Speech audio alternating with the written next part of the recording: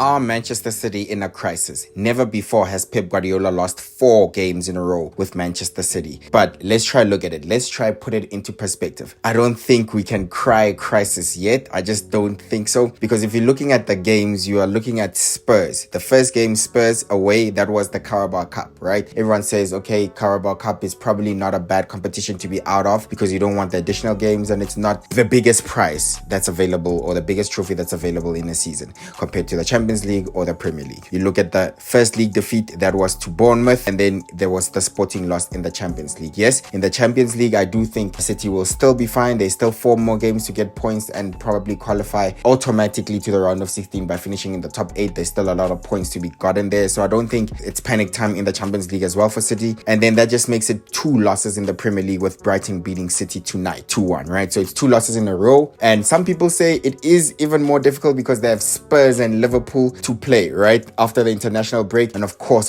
that's tasty since Spurs always have City's number. It looks like, especially at the Tottenham Hotspur Stadium, Spurs are able to get a result against City. And Liverpool, we know, at Anfield are a difficult team for City to play against. I think they've only won 1 since like 2009 or something, since like 2003 even, going back that far. And Pep has only won once at Anfield, so that is looking tasty. It's looking like City are in a little bit of a sticky spot, but I do think City have climbed higher mountains. They've come back from more difficult challenges at more difficult times of the season. So in the later stages of the season, we've seen how they've caught up to Arsenal in the past 2 seasons and basically took the trophy from Arsenal's mouth. We've seen how they've caught up most impressively to Liverpool, not just in that Suarez, Sterling and Sturridge season with literally like 5 games to go and they ended up winning the trophy, but also within the title races, the 2 club title races where Liverpool did 97, 98 points, City still won the title. So right now, I don't know, because in the Premier League, Man City are still second. Man City are still second in the Premier League, but let's just keep analyzing. City just need a fresh start. What's going wrong with City? Very easy. No Rodri is obviously a huge one. This should tell you how much of an influence Rodri is on City. He still hasn't lost a game in the Premier League, right? And in the Champions League, he still hasn't lost a game, while City have now lost back-to-back games. So that should tell you that this man deserves his Ballon d'Or because he is that influential. He is an impact player, and City are a completely different opposition when he's in the side. Another obvious thing for me to see is that Kyle Walker is really done. He's beyond his prime, and I do think actually he should have left for Bayern Munich because that would have been the best for City. I do think he had a very poor season last season. Already he was getting cut in. I remember Anthony Gordon cutting inside him, scoring. Sterling doing the same thing. I remember even Alexander Isak doing the same thing. The number of times that Kyle Walker gets caught out of position or he gets beat by his man now, even for pace, his pace is not even good enough to save him anymore. I just don't think he's a very good defender right now,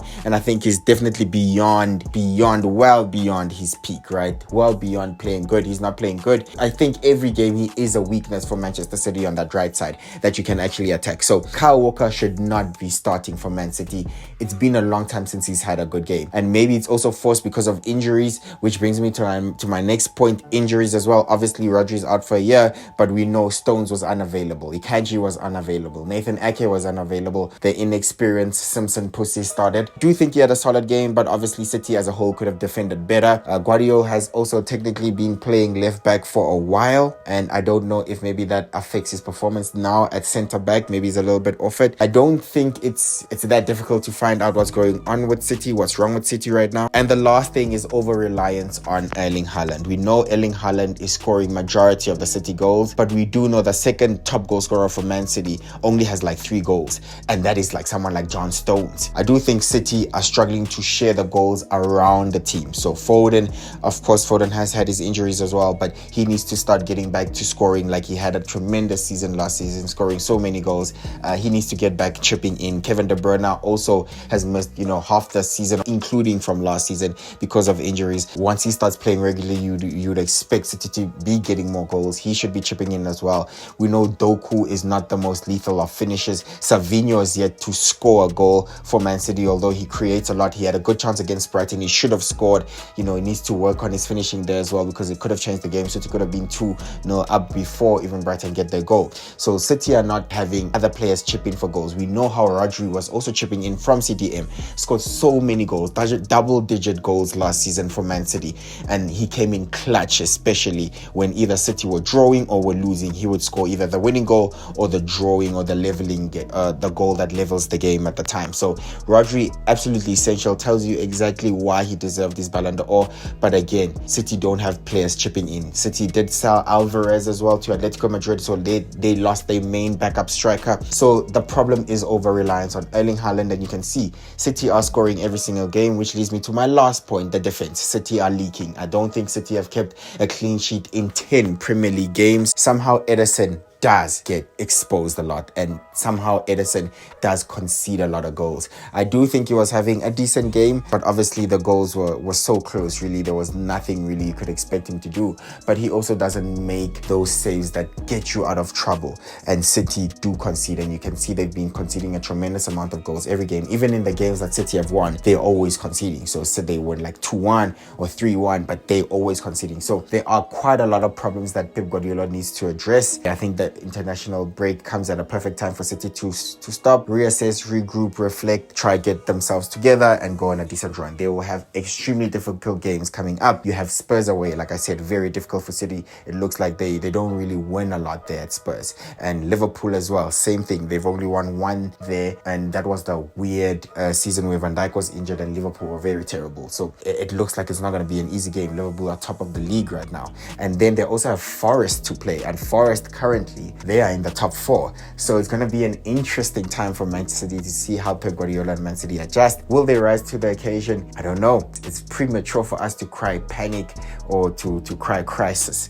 I do think it's premature to do it right now. It's still very early. We're not even in December. City are still second on the table. So I don't know, man. I think let's just keep observing the situation.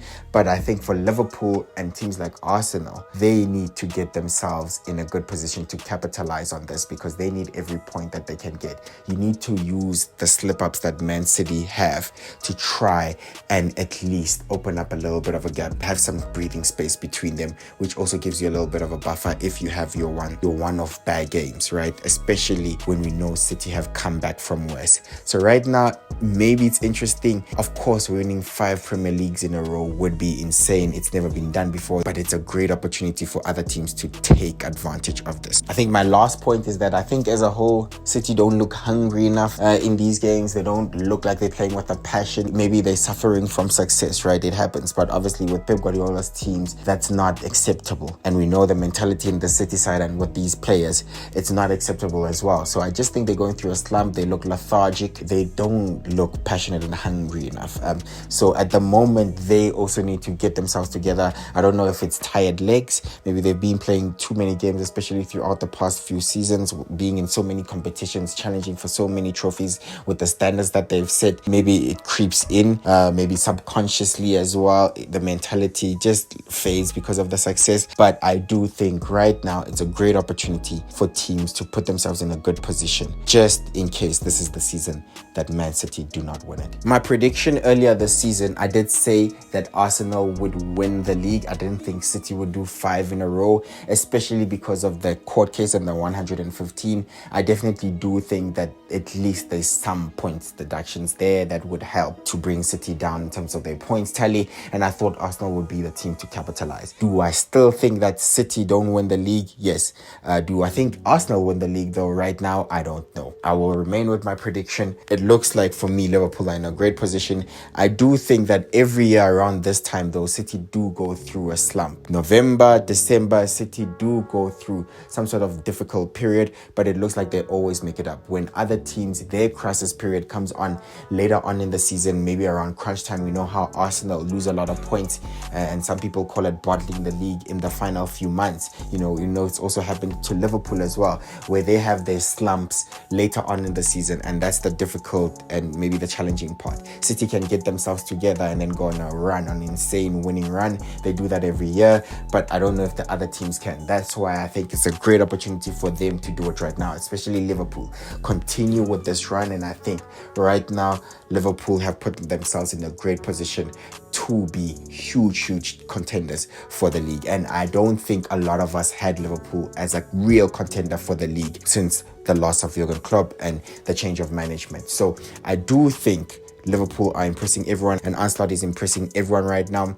But very interesting times. City lose 4 in a row. Pep Guardiola loses 4 in a row with City for the first time. What do you think will happen? Thank you so much for watching my video. Please subscribe, and I'll see you in the next one. Bye bye.